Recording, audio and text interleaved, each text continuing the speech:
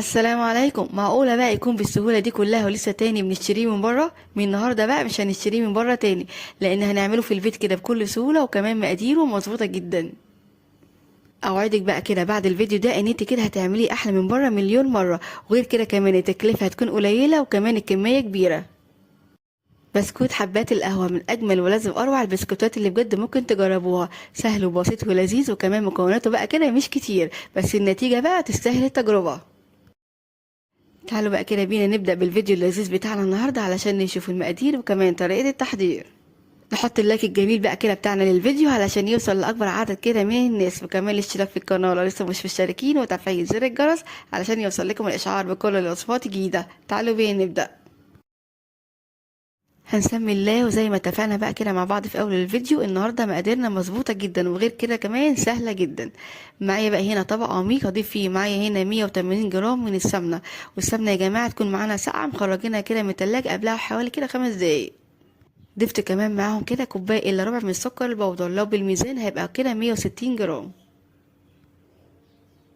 بعد ما ضفت بقى كده السمنه والسكر هضربهم مع بعض كده حوالي كده 5 دقايق لحد ما نوصل للقوام ده. القوام يكون كريمي وكمان هش وخفيف جدا. اهم حاجه بقى يا جماعه في النقطه دي او الخطوه دي ان السمنه بتاعتنا كده تكون ساقعه علشان تاخدي النتيجه دي. ما شاء الله الخليط بتاعنا كده لونه فاتح وكمان هش وخفيف جدا.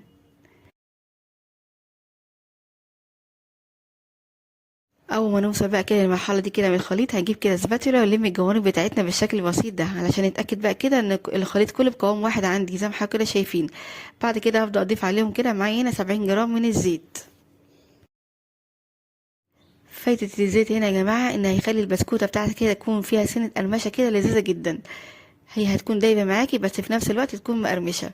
بعد كده هبدأ اضيف كده معايا هنا بيضة، والبيضة بقى مهم جدا جدا ان هي تكون بدرجة حرارة المطبخ او الغرفة. يعني ما ينفعش خالص كده نطلعها من التلاجة ونضيفها مباشر، هتخلي السمنة كده تخرز معاكي. اول ما نضيف البيضة بقى هنجيب نضيف عليها كده معلقة صغيرة من فانيليا، وضفت كمان معاهم كده رشة بسيطة من الملح حوالي كده ربع معلقة صغيرة. ضربت بقى البيضة مع الخليط بتاعي بالشكل ده لحد ما اختفت معانا تماما.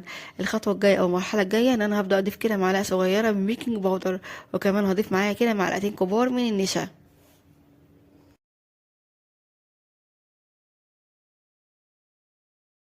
بعد ما ضفت بقى كده النشا والبيكنج باودر هقلبهم مع بعض كده بالشكل ده دقيقتين 3 بس. بعد كده هستغنى بقى كده عن المضرب بتاعي. الخطوة الجاية بقى كده ان انا هبدأ اضيف الدقيق. هننخل طبعا الدقيق بتاعنا كده كويس جدا قبل ما نبدأ نستخدمه، وكمان استخدمت النهارده دقيق كده متعدد الاغراض او الاستخدامات. معايا هنا كوبايتين ونص من الدقيق.